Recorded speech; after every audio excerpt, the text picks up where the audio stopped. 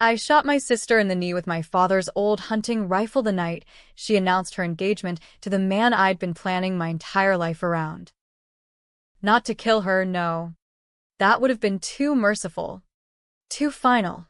But to make sure she'd limp through every wedding photo, every honeymoon hike, every goddamn family reunion as a reminder that some thefts come with a price tag written in blood and bone. The bullet tore through the denim of her jeans like it was nothing, and the scream that ripped from her throat was the sweetest symphony of justice I'd ever heard, echoing off the vaulted ceilings of our childhood home in that godforsaken slice of Midwest suburbia where secrets fester like untreated wounds. It started with a text from Mom. Come home for a surprise. Sweetie. Your dad's grilling steaks. And we've got news that'll knock your socks off. I was in my cramped apartment in Chicago, knee-deep in spreadsheets for a marketing gig that paid just enough to keep the lights on, when that message pinged my phone. Surprise? From my parents? The last surprise had been Dad's heart attack 2 years back, which we'd all pretended was just stress from the mill closing. I figured maybe they'd finally sold the house, or won some lottery scratch-off that'd drag us all back to that McMansion prison one last time. Little did I know the surprise was my own future, gift-wrapped and slipped onto my twin sister's finger like it was always meant to be hers. Kinsley Harper, that's me. If you haven't guessed, 28 years old. The good daughter. The one who stayed behind after high school to take care of Grandma when the Alzheimer's hit like a freight train. The one who deferred college dreams to work double shifts at the diner, scraping together tuition while my sister, Kaylee, jetted off to some Ivy League feeder school on a scholarship she barely earned. We were identical twins, mirror images down to the freckles dusting our noses, but where I was the sturdy oak rooted, reliable, she was the vine, twisting and climbing over anything in her path. People always said we were two sides of the same coin, but coins don't bleed each other dry. I drove the 4 hours from the city that humid July evening, windows down, radio blasting some classic rock anthems to drown out the knot in my gut. The interstate blurred by, cornfields giving way to strip malls, the kind with flickering neon signs for payday loans and vape shops. By the time I pulled into the cul-de-sac, the sun was dipping low, painting the sky that bruised purple you only get in the heartland. The house looked the same, 2 stories of beige siding, the American flag limp on its pole, Dad's Ford F-150 gleaming in the driveway like he'd just waxed it that morning. But there was an extra car, a sleek black Audi that screamed money I didn't recognize. My money, as it turned out. Mom hugged me at the door, her perfume that same cloying lavender she'd worn since the 90s. Kinsley, honey, you made it. Come in. Come in. The party's just starting. Party? For what? Dad clapped me on the back from the kitchen, beer in hand, his belly straining against a faded Cubs tee. Grab a seat. Kiddo. Got ribs on the smoker that'll make you forget all about that big city rat race. I forced a laugh, scanning the room. The dining table was set fancy, crystal glasses, cloth napkins folded like swans. And there, at the head, sat Kaylee, my sister, radiant in a sundress that hugged her like it was tailored for a red carpet, her hair in loose waves that screamed effortless glamour. And on her left hand, the ring. My ring. A 2-carat solitaire, princess cut, flanked by sapphires, exactly the one I'd pinned on my Pinterest board 3 years ago, back when love wasn't just a verb but a goddamn blueprint. She didn't even stand, just lifted that hand like a queen flashing her scepter, the diamond catching the light from the pendant lamp overhead. Surprise. Sis, she said, her voice honey-sweet with that southern lilt we'd both faked in high school to charm the boys. We're getting married. We. As if it included me. As if this wasn't the knife she'd been sharpening in the dark for months. I remember the world tilting, the chair legs scraping against the hardwood as I sank into it. Mom popped the champagne, real Dom Perignon, not the cheap stuff from New Year's, and Dad started rambling about how proud he was, how this was the family coming together at last. But all I could hear was the blood rushing in my ears, the phantom echo of vows I'd rehearsed in the shower 100 times. His name was Ethan Caldwell. Tech bro from Silicon Valley transplants, the kind who wore hoodies to board meetings and quoted Elon Musk like scripture. We'd met at a networking event in Chicago, me pitching ad campaigns, him scouting talent for his startup. Sparks. Banter. Late-night texts that turned into weekends in his loft overlooking the lake. He proposed last Christmas, on one knee in the snow-dusted Grant Park, with that ring he'd saved for a year to buy. For the woman who sees the code in the chaos, he'd said, slipping it on my finger while fireworks popped over the skyline. But here it was, on Kaylee's hand. And where was Ethan? Slipping in from the patio like he'd been there all along. Apron dusted with barbecue sauce. That boyish grin plastered on his face. Kins, you look. Surprised. Surprised? Try eviscerated. He leaned down to kiss Kaylee's cheek, his hand lingering on her shoulder, the same shoulder I'd cried on after Grandma's funeral, the same hand that had held mine through Dad's hospital vigils. The dinner blurred into a nightmare montage. Toasts to new beginnings, laughter that grated like nails on chalkboard. I poked at my ribs, the meat turning to ash in my mouth, while Kaylee spun tales of their whirlwind romance, how they'd reconnected at a family barbecue in May, how he'd realized she was the missing piece. Reconnected?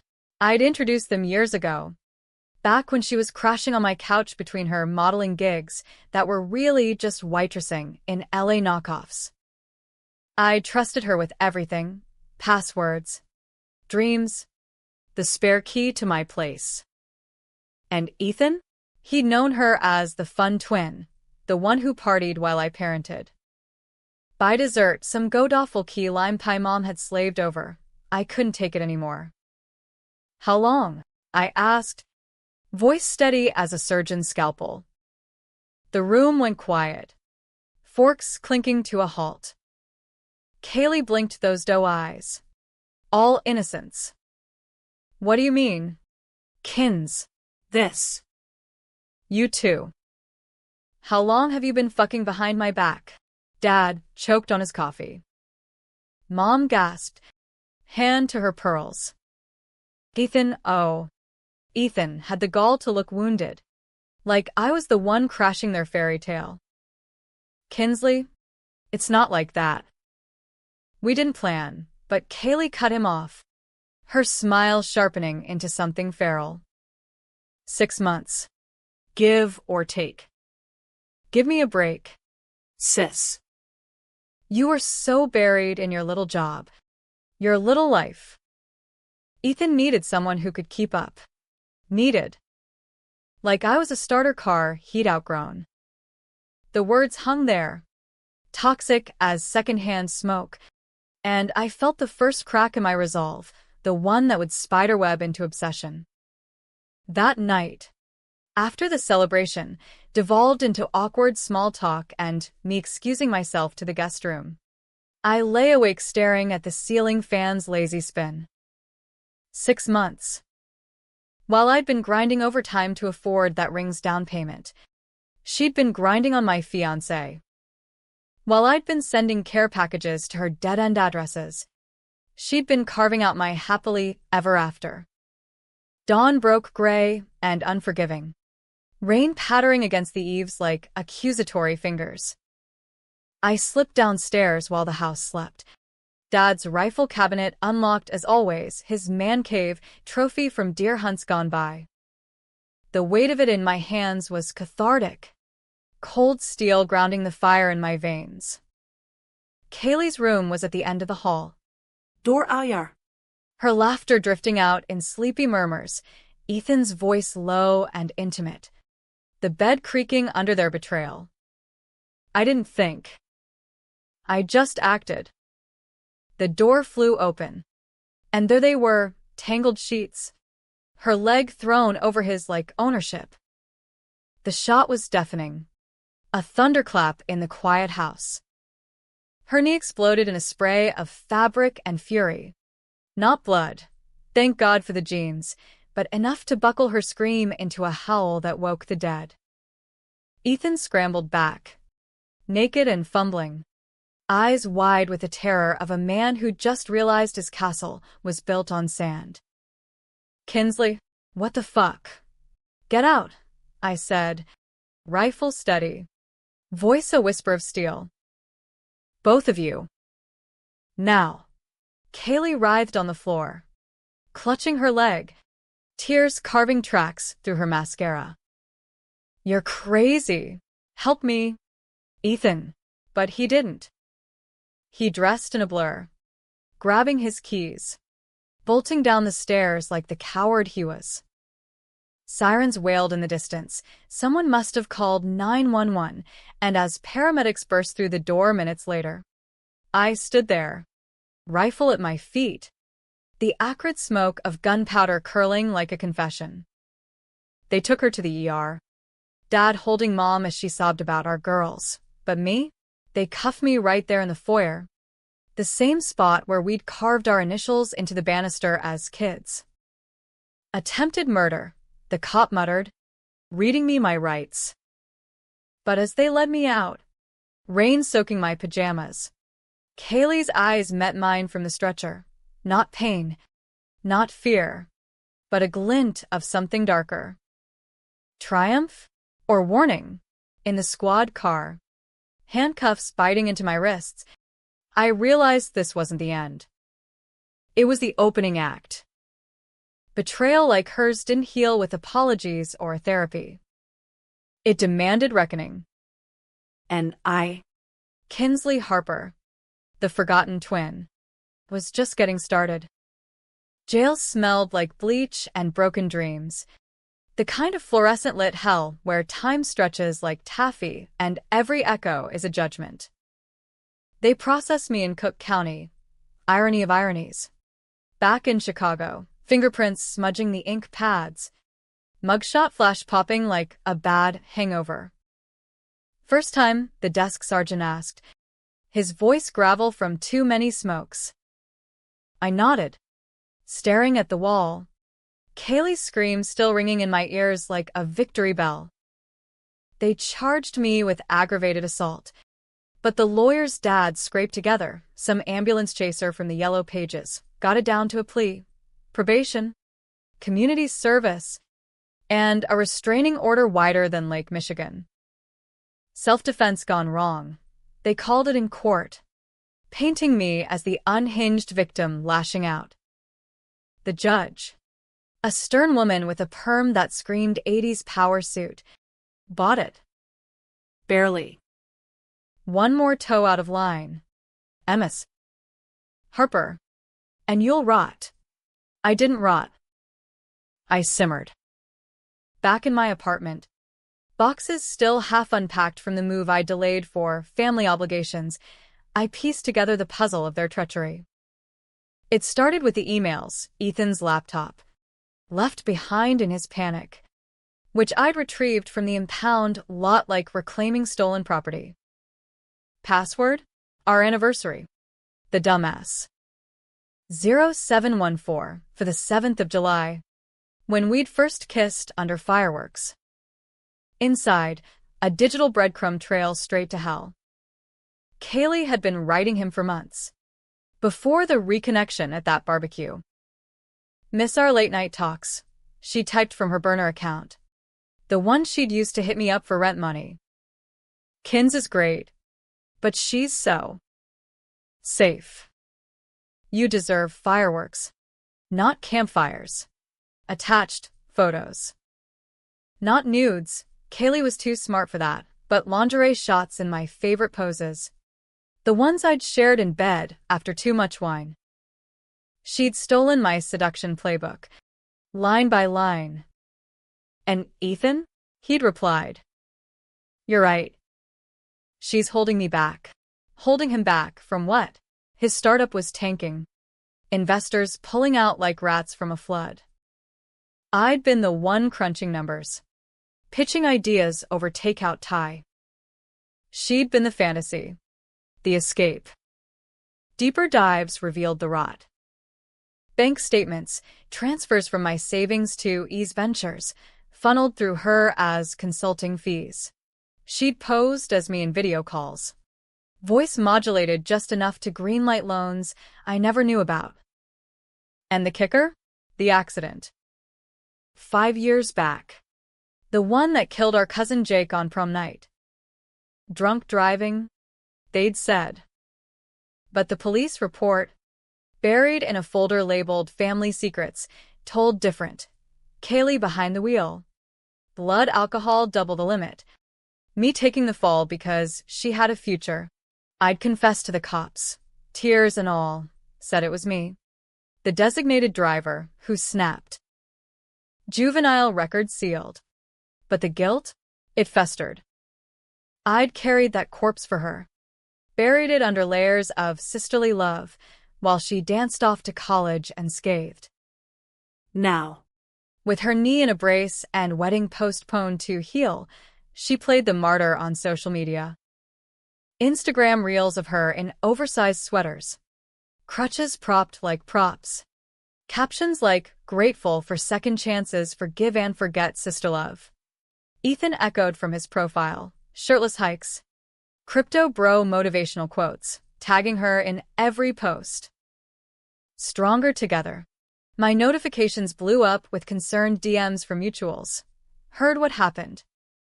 You okay? I deleted them all. Went dark. Radio silence was my weapon now. Sharpening in the shadows. Probation meant check-ins.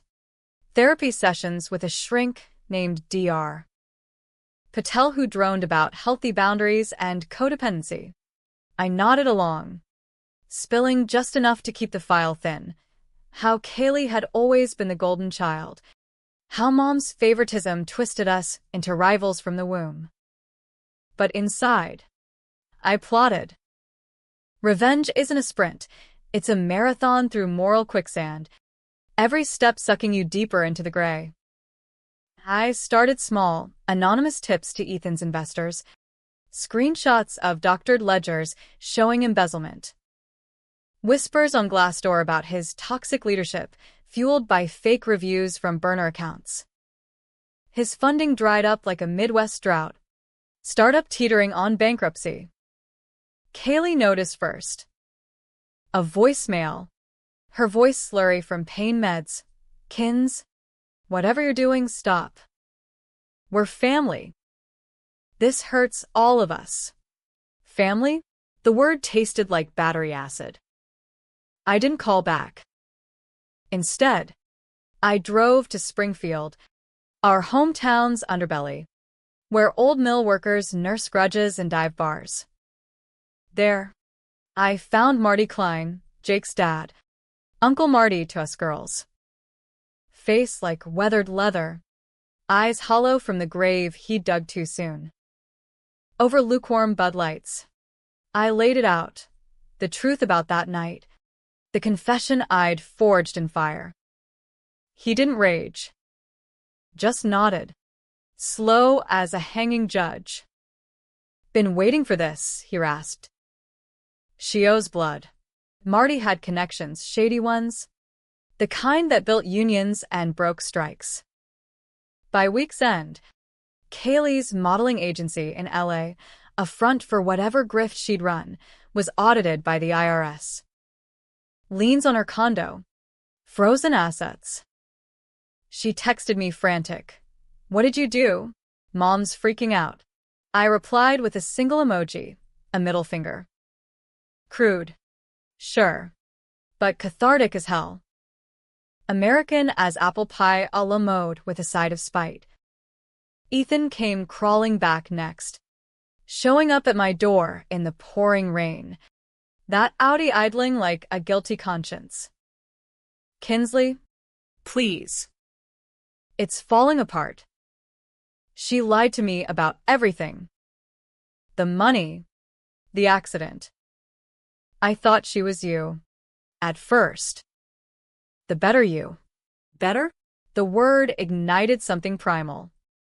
I let him in, dripping on my thrift store rug, and we talked, or rather, he confessed, words tumbling like dominoes. How she'd seduced him at a conference in Napa, promised insider tips on my boring job. How the ring. He'd bought two, one for me, one just in case for a backup plan that turned into her masterstroke. I love you, Kins. Always have. This was a mistake. Mistake. As if love was a wrong turn on Google Maps. I poured us whiskey, top shelf. The bottle he'd gifted me last birthday, and listened, my mind a steel trap snapping shut. By dawn, he'd spilled it all, access codes to her cloud, the safe combination in their love nest, his loft, now hers. Gratitude? Or desperation? Didn't matter. I had the keys to their kingdom. But here's where the controversy creeps in, the part that had split a jury down the middle. Was I avenging? Or escalating? Destroying lives to rebuild mine? Dr. Patel would have called it displaced rage, but screw her. This was justice. Raw and unfiltered. The kind that simmers in every American underdog story, from John Grisham to Taylor Swift revenge tracks.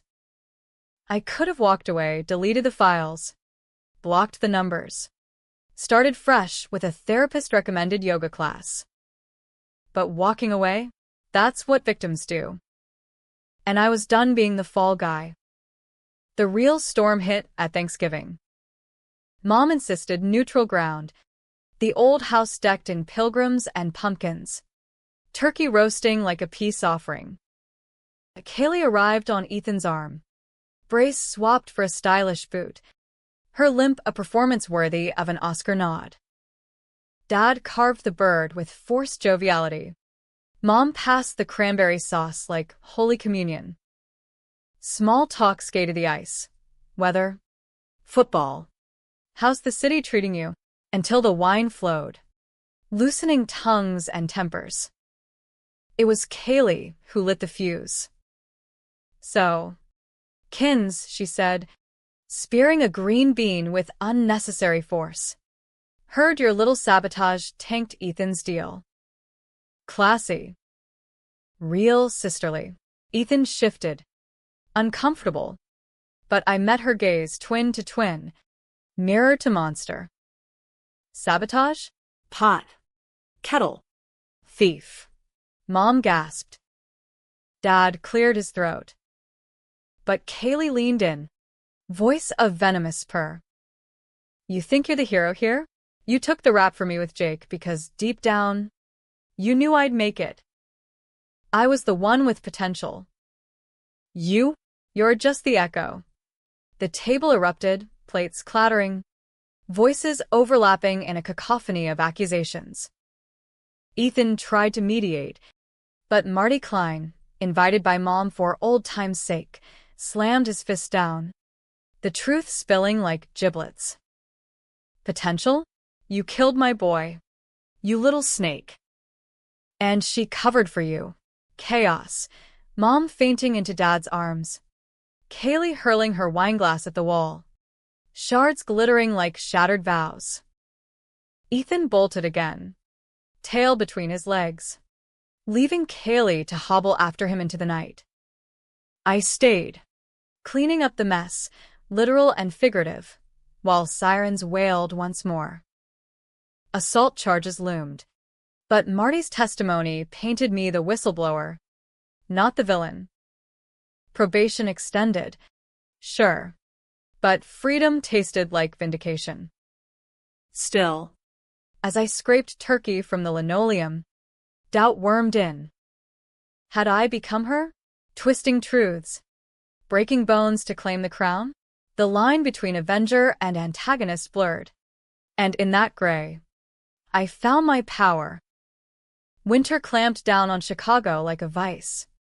Wind howling off the lake, turning Michigan Avenue into a gauntlet of ice-slick misery. I thrived in it. The cold mirrored the frost in my chest, sharpening my edges. Work became my alibi. Promotions at the agency, late nights pitching campaigns for energy drinks that promised unleash the beast. Fitting. My beast was off-leash now, prowling the digital underbrush for weak spots. Kaylee's empire, fragile as it was, crumbled under the weight of audits and lawsuits. Marty's connections unearthed more. Unpaid taxes from her side hustles, a string of bad checks in 3 states. She countersued, of course, defamation, harassment, but her lawyer was a shark with dull teeth, folding when I countersued for fraud. The ring? Pawned for bail money. Sapphires sold separate to cover court fees. Ethan vanished into the ether, ghosted his startup, relocated to Austin with some crypto cult. Last I heard, cowardice suited him. It always had. But Kaylee? She doubled down, flipping scripts like a pro wrestler. Publicly, the victim, GoFundMe for medical recovery and emotional trauma, raking in thousands from pity party donors. Privately, the predator, voicemails escalating from pleas to threats. You think you can bury me? I'll drag you down with me. Kins. Mom and Dad will see you for the psycho you are. I saved them all. Time-stamped evidence for the inevitable restraining order flip. The twist came in February, Valentine's Day of all the Hallmark horrors. A package arrived at my door, brown paper, no return address, postmarked Springfield.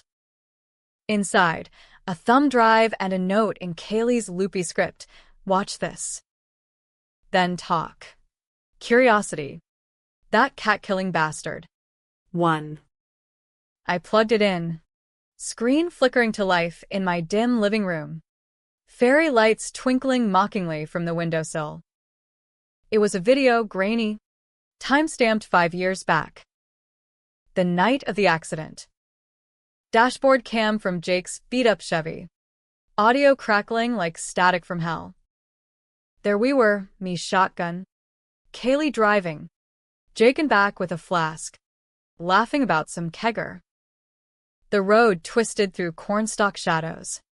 Radio blasting Carrie Underwood's Before He Cheats. Then the swerve, tires screeching, headlights catching a deer that wasn't there. No, Kaylee's hands yanking the wheel. Deliberate, eyes wild in the rear view. Hold on, she yells. But it's glee, not fear. The crash, metal crumpling, glass shattering, Jake's scream cut short by impact. Silence, then her whisper. Oh, God. What did I do? But no panic, no dialing 911. Instead, she turns to me, blood trickling from her lip, and says, Kins. You have to say it was you. Please. I can't. My scholarship. I'd blocked it out. The memory of fog of adrenaline and loyalty. But there it was. Unfiltered murder. Not manslaughter, premeditated, a joyride turned execution to hide her DUI history from college scouts. And me, the patsy, confessing in the ER while she sobbed crocodile tears to the shrinks. The drive held more, texts from that night. Her to a friend, slipped up. Sis is covering. Legend. Rage boiled over. Hot as radiator steam. And I smashed the laptop screen with my fist, glass spiderwebbing, knuckles splitting. Evidence destroyed? No. I'd backed it up first.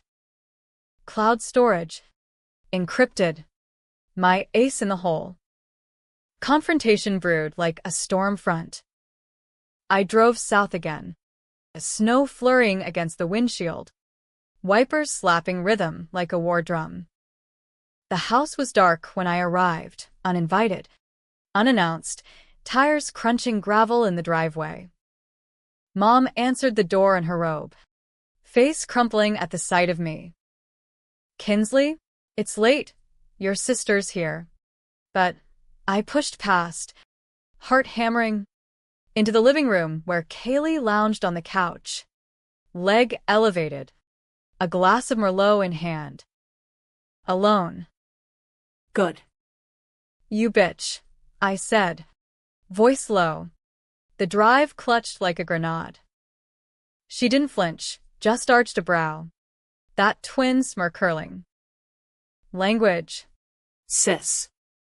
Mom's in earshot, but her eyes darted, calculating escape routes. I tossed the drive onto the coffee table, plastic skittering across coasters. "Play it." All of it. Mom hovered in the doorway, wringing her hands, but Kaylee's facade cracked. She plugged it in, the video blooming on the flat screen, our family's tech upgrade, courtesy of Dad's overtime. The room filled with ghosts, Jake's laugh, the screech, the thud. Mom gasped, hand to mouth, sinking into an armchair. Kaylee fast-forwarded, frantic. "It's not what it looks," but I snatched the remote, hitting play on the confession clip, her voice, tinny and terrified, begging me to lie. Silence fell, heavy as fresh snow. Mom's sobs broke at first, raw, guttural, the sound of a mother unmade. "Kaylee, tell me this isn't." My boy. "Our Jake." Kaylee crumpled then. Not the brace, but the weight. "It was an accident." Mom. I was scared, the booze, the pressure. Kinsley understood. She always does. Understood? I'd carried that corpse through nightmares. Therapy I couldn't afford. Dates where I'd zone out mid-sentence. Understood. I echoed, voice cracking like thin ice. "You killed him. For a scholarship. And I let you. Because blood's thicker than ink on a police report." The fight spilled out. Words first, then shoves. Mom screaming for Dad, who lumbered down in boxers, bleary-eyed. Kaylee lunged, nails raking my arm, drawing red lines that burned like accusations. "You were jealous. Always the sidekick. Kins. I took Ethan because you couldn't hold him. Too busy playing martyr." I pinned her against the wall, forearm to throat, the old rage surging. "Martyr? I saved you. Again. But this ends now." Cops came, again. Neighbors peeking through curtains like vultures. Assault 2.0. But the video changed everything. Homicide Division got involved. Cold case thawed overnight. Kaylee arrested in cuffs that matched her designer blouse. Read her rights in the glow of cruiser lights. Vehicular homicide.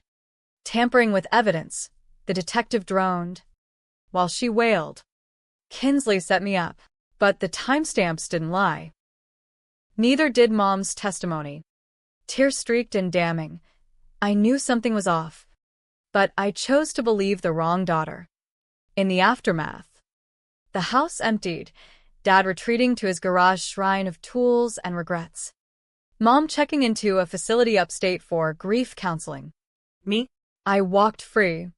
Charges dropped on self-defense technicalities. But victory tasted like ash. Therapy with Dr. Patel ramped up, mandatory now, and she peeled back layers I'd buried deeper than Jake. Revenge is a mirror. Kinsley. It shows you the monster you fear. Monster? Maybe. I'd shot my sister, leaked secrets that bankrupted lives, unearthed a grave to bury another. Controversial? Hell yes. Social media exploded. Twin terrors trending. Op-eds debating justice or jealousy. Pundits picked sides. Was I vigilante saint or scorn harpy? Feminists hailed the sisterhood shatter. Conservatives decried family destruction in woke America. Ethan resurfaced in the melee. Email from a VPN in Texas. Saw the news. You were right about her. About us. Come find me. We can start over. Start over? With the man who'd bent for her breeze? I deleted it. Blocked the address. But doubt lingered. A shadow at the feast. Had I avenged Jake? Or just settled a score? The line blurred further when Marty called. Voice thick with bourbon. She's pleading manslaughter. Might skate with time served. Given the limp. Skate? After everything? Spring thawed the ice. But not my resolve. I visited her in county lockup, steel table bolted to floor, buzzard door hissing like a serpent. Kaylee looked smaller, makeup free. The twin glow dimmed to fluorescent pallor. Why? She asked, not meeting my eyes. To watch you burn, I said, but it came out hollow. Truth? For Jake. For me. For the girl I'd been before her shadow swallowed mine. She laughed. Bitter. We're the same. Kins. Always were. You just pulled the trigger first. Same? No. But close enough to chill. As guards led her away, chains rattling, I felt the twist uncoiling, the one that'd leave readers raging in comment sections. Was her plea a ploy? Or genuine fracture? And me? Savior or executioner? The debate raged in my head, a civil war without surrender. Summer scorched the Midwest. Humidity thick as conspiracy. Fireflies winking like conspirators in the dusk. Kaylee's trial hit the local news cycle like a summer blockbuster, cameras flashing outside the courthouse in Peoria. Protesters waving signs, justice for Jake versus free Kaylee, accident not atrocity. I testified, voice steady under the AC hum, recounting that night in surgical detail, the swerve, the plea, the lie I'd lived. Jurors, 12 Midwestern faces, farmer-weathered and factory-forged, leaned in, notebooks scribbling like accusations. Her defense painted mercy, a youthful mistake, magnified by family pressure. Prosecution? Hammer of truth, calculated cover-up, enabled by enabling love. The verdict dropped like a guillotine, guilty, 10 to 20, eligible for parole in 5. Kaylee's scream echoed through the gallery, raw, unfiltered, the first real crack in her armor. Mom fainted again, Dad catching her like muscle memory. Me? I sat stone still, the weight of closure pressing like a millstone. Not triumph, not relief, just a hollow echo where vengeance used to roar. Reporters swarmed post-trial, mics thrusting like bayonets. Do you regret shooting her? Emmis. Harper. Regret? In a heartbeat. But aloud? She shot first. Metaphorically, life recomposed in fragments. Job upgraded to director, ironic. Helming narratives while mine unraveled. Dates flickered in, a barista with tattoos and trust issues. A lawyer who quoted Hemingway over IPAs. None stuck. Shadows of Ethan lingered. His betrayal a litmus test for every touch. Mom emerged from rehab fragile as rice paper. Weekly calls laced with I love you both. You know that. Both. As if fractures mended with platitudes. Dad? Buried in his garden. tomatoes ripening like unspoken apologies. But the real unraveling came in August. Heat wave peaking. When the letter arrived. Prison stationery. Kaylee's handwriting a defiant scrawl. Read this before you sleep at night. Hero. Enclosed. A diary excerpt. Dated last year. Pages yellowed. Ink bleeding from sweat or tears. It chronicled her side, not excuses, but excavations. The accident? Panic attack masked as buzz. Steering wheel yanking like a possessed thing. The cover-up? Desperation. Yes, but laced with love. Kinsley was the strong one. She'd fix it. Always did. Then, Ethan. He looked at me like I was the sun, not the backup generator. For once, I wasn't the screw-up twin. Screw-up? The word gutted me. We competed from cribs, dolls stolen. Report cards compared. Boys triangulated. But beneath? A symbiosis. Twisted as kudzu. She'd needed my stability like air. I'd craved her spark like fire. The diary twisted deeper. Confessions of sabotage, spiking my college apps with typos. Whispering doubts to my prom date.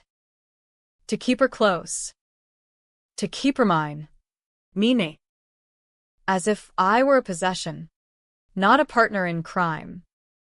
The final blow, a paternity test, tucked between pages like a venomous bookmark. Kaylee pregnant, at arrest. Father? Ethan? From a one-night lapse during their affair's infancy. She'd terminated quietly. Post-shot. But the what-if lingered. A niece or nephew.